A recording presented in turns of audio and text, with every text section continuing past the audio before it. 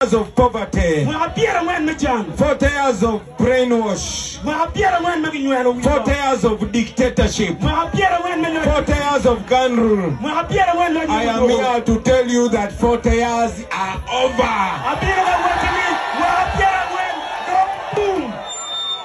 The Holy Books tell us that the days of a thief are 40 days. The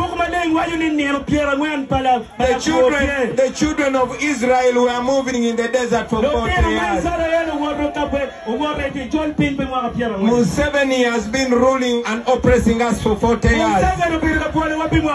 Many of you here were born in poverty.